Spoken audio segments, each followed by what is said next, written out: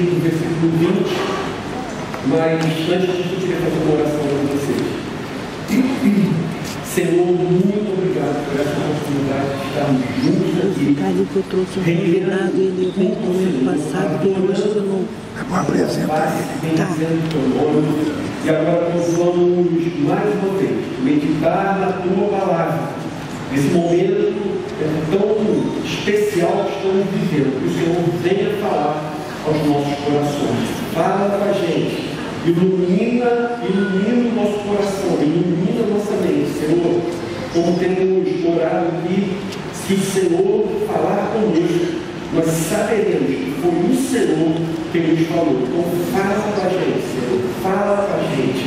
Pedimos agradecemos em nome de Jesus. Amém. Na vida privada, seja na vida familiar, no relacionamento com o vizinho, no relacionamento profissional e seja no seu posicionamento político. Dito isso, eu gostaria de ler com vocês Lucas capítulo 20, a partir do versículo 20. Lucas 20 diz assim: pondo-se a vigiar, eles mandaram espiões que se fingiam justos para apanhar Jesus em alguma coisa que ele dissesse, de forma que o pudessem entregar ao poder e à autoridade do governador. Assim, os espiões lhe perguntaram: mestre, sabemos que falas e ensinas o que é correto e que não mostras parcialidade, mas ensinas o caminho de Deus conforme a verdade. É certo pagar imposto a César ou não? Ele percebeu a astúcia deles e lhe disse: mostrem-me um denário. De quem é a imagem e a inscrição que há nele? De César, responderam eles. Ele lhes disse: portanto, deem a César o que é de César e a Deus o que é de Deus. A quem cite essa afirmação de Jesus fora de contexto, para dizer justamente o contrário que acabamos de dizer, que a vida ela é particionada, que há áreas em que o cristão deve agir e se posicionar de uma determinada maneira, mas há áreas que ele vai se posicionar de acordo com as circunstâncias, o momento e as conveniências. Essas pessoas interpretam de forma equivocada o texto que nós acabamos de ler. Elas afirmam que uma parte da vida é santa, uma parte pertence a Deus, por essa nós devemos zelar. Nessa parte, o cristão deve se concentrar, agir e participar. Mas existe uma parte da vida, estou dizendo que isso é uma interpretação equivocada. Se você perdeu o raciocínio, então vamos voltar para ele. Então, nessa interpretação equivocada, os que pensam dessa forma dizem que há uma parte que pertence a César, digamos, uma parte mundana, e nessa parte os cristãos não devem se envolver, apenas pagam o que lhe é devido, mas evitam esse ambiente contaminado. Agora observe, a pergunta dos espiões não era uma pergunta honesta para Jesus. Eles não estavam tirando alguma dúvida de maneira que eles pudessem viver de forma coerente ou que viesse a agradar a Deus. Na verdade, eles estavam querendo colocar Jesus num dilema, confrontar Jesus, levar Jesus a se desgastar. Esse imposto, ele era odiado pelos judeus, porque na verdade nem era um imposto, era um tributo ao Império Romano. Esse pagamento não trazia nenhum tipo de benefício para Israel, era algo simplesmente imposto e que os judeus tinham que pagar ao imperador, sem terem de volta nenhum tipo de benefício, nenhum tipo de serviço, nenhuma melhoria. O povo oprimido pela carga tributária poderia entender que Jesus estava apoiando esse tipo de extorsão. Por outro lado, caso Jesus dissesse que esse imposto não era devido e, portanto, não devia ser pago, isso jogaria Jesus contra as autoridades políticas. A resposta surpreendente de Jesus foi então entendida pelos judeus e ele não caiu na provocação de confrontar o governo romano. Não sei se vocês estavam ligados, nessa semana, 2 vídeos viralizaram nas redes sociais. No primeiro vídeo, uma advogada comunista, Laura Astrolábio, em uma live da revista de extrema esquerda, Fórum, ela explica a melhor tática de subverter o Evangelho a partir das nossas crianças, reconhecendo que a igreja cristã é a última resistência para a implantação de um regime completamente intervencionista. Ela discute com outras pessoas, muito estranhas por sinal, a maneira de se infiltrar nela, como nós conseguiríamos entrar na igreja para miná-la e exterminar a resistência que ela tem a nós, a esse governo ditatorial, tirânico, completamente intervencionista. E no vídeo ela afirma ter frequentado uma igreja por 30 anos e depois disso se converteu ao candomblé. E na reunião então ela diz, alguém diz, melhor dizendo, alguém faz essa pergunta, questiona, mas como nós vamos entrar na igreja? Eles não vão nos ouvir. E essa Astrolábio, é o nome dela mesmo, tá bom, gente? Ela responde, mas quem disse que nós vamos falar com eles? Nós vamos para a escolinha dominical das crianças. E é verdade, muitas igrejas imensas não têm a devida preocupação com as crianças. Elas querem de fato que alguém cuide dos filhos enquanto os membros vão ser abençoados no culto. Enfim, elas não têm esse cuidado. De fato, em muitas igrejas isso é bem possível de acontecer. Desde já eu quero trazer paz ao coração dos irmãos aqui, dizendo que na Oceânica, quem conhece a Oceânica sabe que isso jamais aconteceria aqui, devido a todo o cuidado que nós temos. Primeiro, para que a pessoa se entenda, depois para que nós a conheçamos, ela é experimentada, observada. Somente depois de um tempo razoável, é que a pessoa é convidada então a participar de um ministério e dos ministérios de uma maneira geral e de uma maneira muito especial o ministério de crianças, para o qual nós damos toda a prioridade, todo o cuidado e toda a nossa atenção.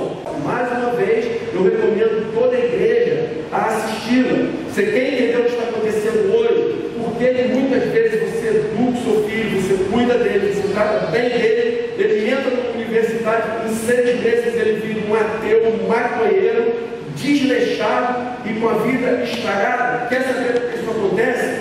Vá assistir as palestras no canal Igreja Oceânica do YouTube. Mais uma vez eu recomendo, todo pai, principalmente o filho pequeno, deveria assistir. E a estratégia é assim, irmãos, começa com criança. Nós temos recebido textos aqui de alunos que estão na alfabetização, que já vêm carregados com a tal da ideologia de gênero. Então, uma criança, ela está aprendendo a ler e o texto básico para ser alfabetizado. O que tem a ver com ideologia de gênero? É uma maldade, é um crime, é algo satânico, demoníaco. Mas nós, pais, precisamos acordar, estar atentos, porque isso está acontecendo entre nós. A única surpresa do vídeo para tal, entre aspas, advogado, que eu acabei de citar, é que ali ela explicitou de uma forma muito clara, e numa área que nos atinge diretamente. Mas isso é algo que já vem sendo praticado e exercido há muitos anos. Nossos filhos têm crescido com esse tipo de doutrinação. Portanto, precisamos fazer alguma coisa. Enquanto é tempo, uma aula com crianças na faixa de 5 anos de idade. Meu netinho que acabou de sair daqui, mais ou menos da idadezinha dele. E nessa aula, a professora ensina como fazer um casamento lésbico, um casamento entre 2 meninas. E vai uma menina com uma fantasia de homem e uma outra mulher, e ela explica como é que bota a aliança no dedo e tal, e agora eu declaro vocês casadas, e pode beijar sua esposa, etc. Crianças de 5 anos de idade. Você sabia que isso está acontecendo? Pois bem, esse foi um dos vídeos que bombou. Tudo isso ocorreu num colégio em Santa Bárbara, uma província do Chile, que elegeu para ser seu presidente alguém de um partido semelhante ao PSOL, chamado Gabriel Boric. Vocês veem, essa é uma questão muito séria. Apedrejar fascista, é normal matar fascista. Então, nós não podemos aceitar esse tipo de rótulo e muito menos apoiar candidatos que pensem dessa forma, que não se posicionem rigidamente, fortemente, energicamente contra esse tipo de discurso. Nós não podemos aceitar esse tipo de coisa. Não é apenas um candidato que se mantém alheio, olhando de longe, e alguém que se posicione firmemente contra esse discurso, contra essa mensagem. Então, isso vocês vão achar no nas minhas mídias e nas minhas postagens. Mas o que eu quero dizer é que a ideia de cristianismo e política não se misturam, é uma ideia completamente equivocada. Ora, se a nossa intenção aqui fosse de alguma forma obtermos vantagens pessoais para os pastores, ou mesmo vantagens para a igreja oceânica local, sei lá, como vamos dar um terreno para a igreja, então vamos, gente, votar no candidato porque ele vai dar um terreno para a igreja. Irmãos, esse objetivo seria totalmente espúrio e reprovável, mas não é isso que fazemos aqui, não é isso que temos feito. Desde a primeira palavra que o pastor Marcão deu, passando por mim, pelo pastor Jonas, em momento nenhum defendemos candidato ou pedimos voto em benefício próprio ou em benefício da igreja. O que nós estamos fazendo é tentando orientar a igreja de maneira bíblica sobre como um cristão deve se posicionar, para de alguma forma, de alguma maneira, nós como igreja influenciarmos os destinos da nação, para que o nome de Jesus seja honrado e glorificado. Amém. Agora veja essa passagem. Israel está sendo derrotado na guerra, então clama ao Senhor. Oséias capítulo 8, versículos 2 a 4. Israel clama a mim: ó nosso Deus, nós te reconhecemos. Mas Israel rejeitou o que é bom, um inimigo o perseguirá. Eles instituíram reis sem o meu consentimento, escolheram líderes sem a minha aprovação. Olha, irmãos, perceberam o que acontece? Israel escolheu reis de maneira aleatória, independente da vontade de Deus, sem ter consultado o Senhor.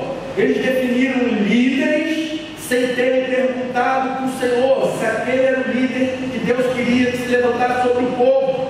Então, por isso, o povo foi derrotado nas guerras. Por isso o povo sofre, por isso o povo geme. E agora, povo, vocês vêm clamar a mim. Agora vocês querem que eu intervenha? Vocês escolheram esse caminho e agora vocês querem que eu responda a vocês de alguma maneira e livre vocês do caminho que vocês estabeleceram para vocês em seus altares nas clínicas de aborto. Você sabe quantas pessoas morreram em todo o mundo através da pandemia de Covid? Cerca de 6 milhões de pessoas. 6 milhões de pessoas morreram em todo o mundo devido ao Covid. 6 milhões. Você sabe quantos nenéns, quantas crianças foram mortas pelo aborto só nos Estados Unidos? 63 milhões. Só nos Estados Unidos foram 10 vezes mais crianças mortas do que em toda a pandemia de Covid. Que hipocrisia alguém olhar para a pandemia e dizer qualquer coisa do tipo: foi assassinado em massa, ou algo assim, que irresponsabilidade, enquanto 10 bebês morrem, para cada adulto que morre de Covid, 10 bebês são assassinados por médicos, ou pelo menos por profissionais disfarçados dessa profissão. Da nossa atenção máxima. O que você acha da ideologia de gênero sendo ensinada para as nossas crianças? Você fica confortável com isso? Você acha isso aceitável? Você acha que a sua omissão, a nossa omissão aos olhos de Deus é aceitável? Você gostaria de entregar a educação do seu filho, a formação do seu filho para um professor doutrinado pela escola de Frankfurt, posteriormente Universidade de Colômbia? Agora, você é consciente de onde vem isso? Você quer que as drogas sejam liberadas? Você já viu os lugares onde as drogas foram liberadas, como as pessoas têm vivido lá, como plásticos humanos, vidas completamente destruídas? Você quer que a economia seja destruída, seja implantado algum tipo de regime que se interessa em manter a população permanentemente dependendo do Estado, que se preocupa em manter as pessoas efetivamente pobres para dependerem de bolsa disso, bolsa daquilo? É esse o governo que você quer? É esse o país? É essa política que você almeja? Pois, irmãos, as eleições vão definir a forma como nós viveremos. Por isso, as eleições são um assunto muito mais espiritual, muito mais importante do que alguns podem supor. E você pode ter certeza de que a apatia, a indiferença, talvez seja a pior atitude que alguém pode ter. O ódio da informação. Agora, nós podemos saber como as demais pessoas pensam, sem que isso passe por um canal de televisão oficial, que todo mundo, daqui a pouco tempo, era obrigado a assistir. Então, eu me lembro que 2015, 2016, chegava em casa com o Fátima do Google, liga direto no programa de televisão de uma determinada rede. Tá bom, vou falar. Eu assisti o Fantástico da Rede Globo, morria, criança nos Estados Unidos, foi levado pelo pai, menino foi levado para extirpar seus órgãos sexuais, porque ele queria virar menina. Qual a idade da criança? 6 anos. Depois veio um outro domingo. Agora foi uma menina que se submeteu a uma terapia hormonal, porque aos 5 anos de idade, 4 anos de idade, ela decidiu que queria ser um menino, então começou a tomar hormônio para virar menino. E assim, depois de alguns domingos seguidos, da Globo fazendo essa pressão, tentando convencer os espectadores de que esse tipo de atitude, esse comportamento é o normal, é o aceitável, até certo ponto louvável. Chegou um momento, irmãos, o meu estômago já não aguentava mais. Eu comecei a me sentir mal com aquilo, me fazia um mal imenso. E eu decidi, a partir de hoje, nunca mais vamos assistir a esse canal. E lá em casa, irmão, já faz mais ou menos isso aí, 6, 7 anos, que nunca mais ligamos nesse canal. Os profetas nunca ansiaram por terem a aprovação das pessoas. Pelo contrário, eles sabiam que pela mensagem que receberam, eles sempre seriam odiados, eles sempre seriam repudiados, eles sempre seriam desprezados. E foi por isso que João Batista, depois de ter denunciado Herodes, pagou o preço da sua mensagem com a sua própria vida. Essa é a verdade, irmãos. Defender os valores do reino não vão nos tornar populares, mas não estamos nessa terra para sermos populares, nós estamos nessa terra para obedecermos àquele que nos deu o seu reino. Amém. Agora eu quero fazer umas considerações. Primeiro, veja a primeira consideração, coisa impressionante. O surgimento do cristianismo é o episódio mais transformador da história do Ocidente. Amém. Ó, vamos entender o que está sendo dito? O surgimento do cristianismo é o episódio mais transformador da história do Ocidente. Vou fazer uma surpresa para vocês. Quem vocês acham que escreveu essa frase? Quem fez essa afirmação? Foi o pastor Henrique? Não. Foi outro pastor? Não. Foi um cristão? Não. Irmãos, a surpresa dessa frase é que ela foi feita por Tom Holland, um historiador especialista em antiguidade clássica, que faz questão de se declarar ateu. Quem disse essa frase foi um ateu. Um ateu estudou, avaliou e constatou que o surgimento do cristianismo é o episódio mais transformador da história do Ocidente. E recentemente Tom Holland lançou um livro no Brasil, cujo título é Domínio, o cristianismo e a criação da mentalidade ocidental. Eram cruéis e seus valores totalmente assassinavam rotineiramente crianças consideradas imperfeitas. Os corpos de escravos eram tratados como saídas para o prazer físico daqueles com poder.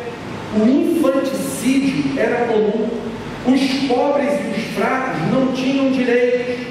O cristianismo revolucionou o sexo e o casamento, exigindo que os homens se controlassem, proibindo todas as formas de estupro.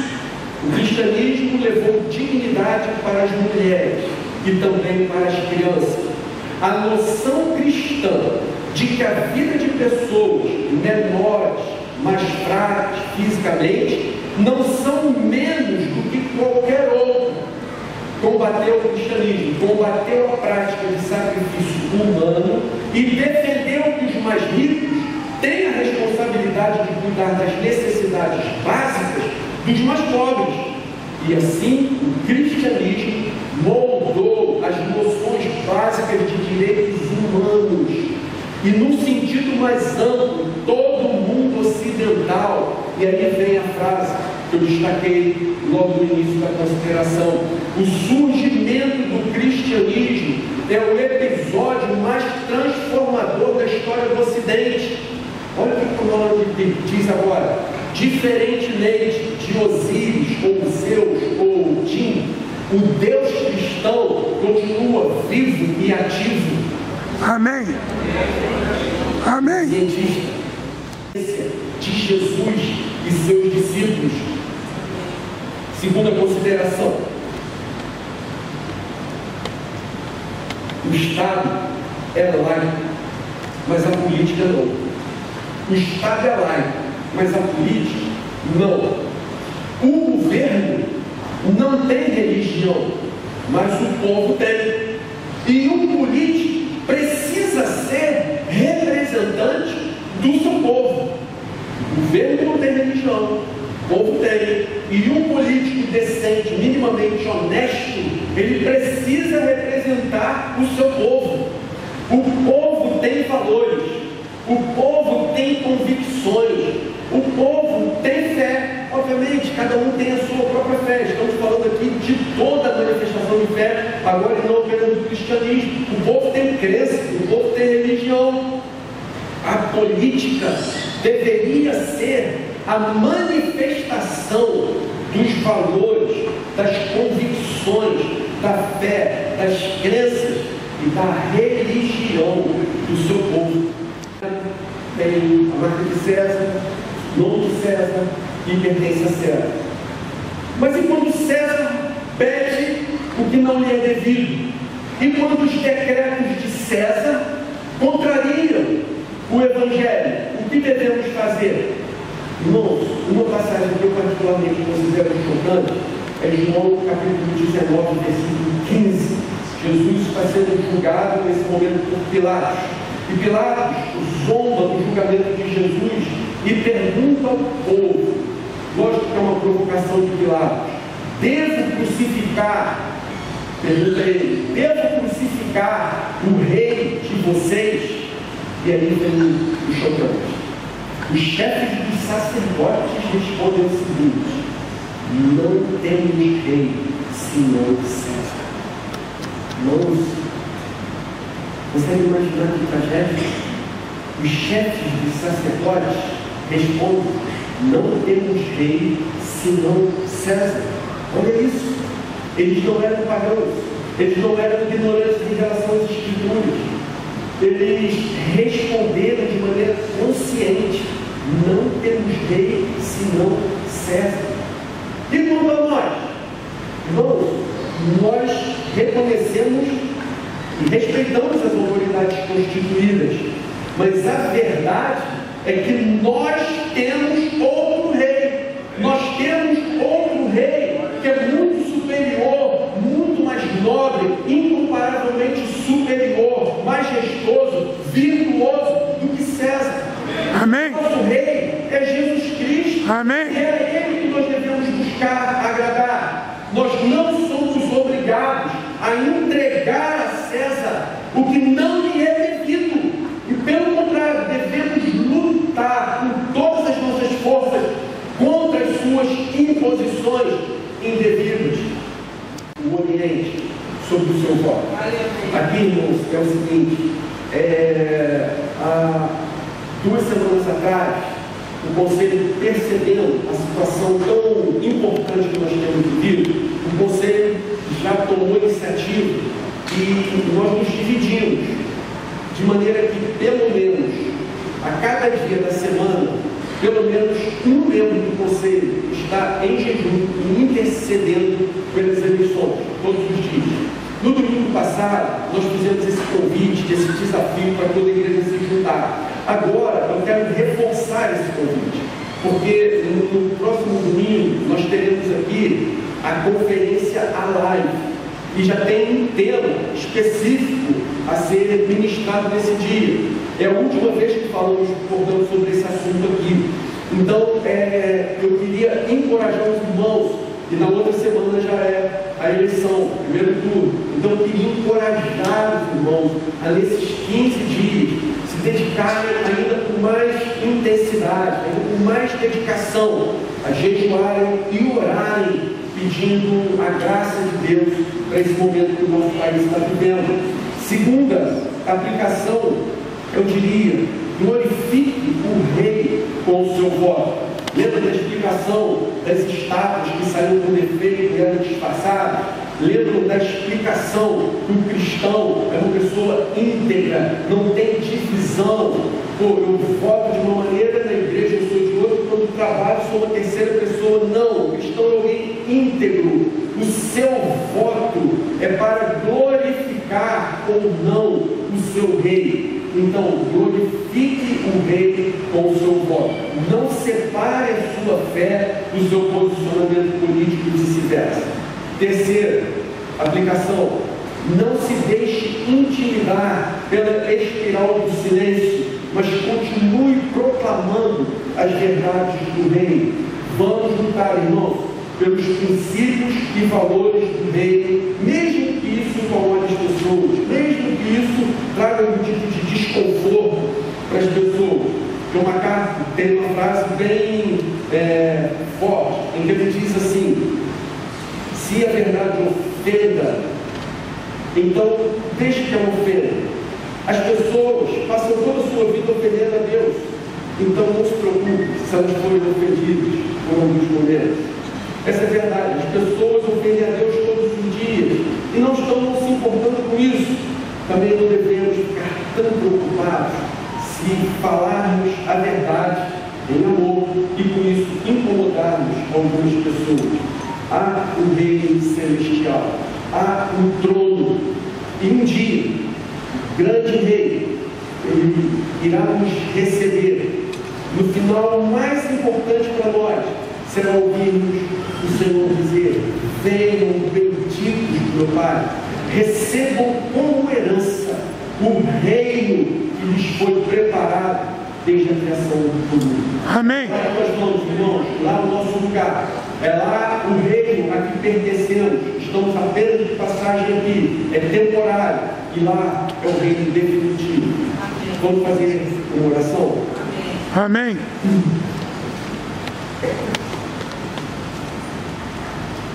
Senhor, nós vivemos em um período decisivo na nossa nação. Em poucos dias, Senhor, vamos definir presidente, governador, legisladores, e nós entendemos a gravidade, a seriedade, a importância dessa decisão. Por isso, Senhor, nós suplicamos pela sua direção firme, pela sua direção segura para os nossos povos, de maneira que eles glorifiquem o nome de Jesus e contribuam para a expansão do seu reino.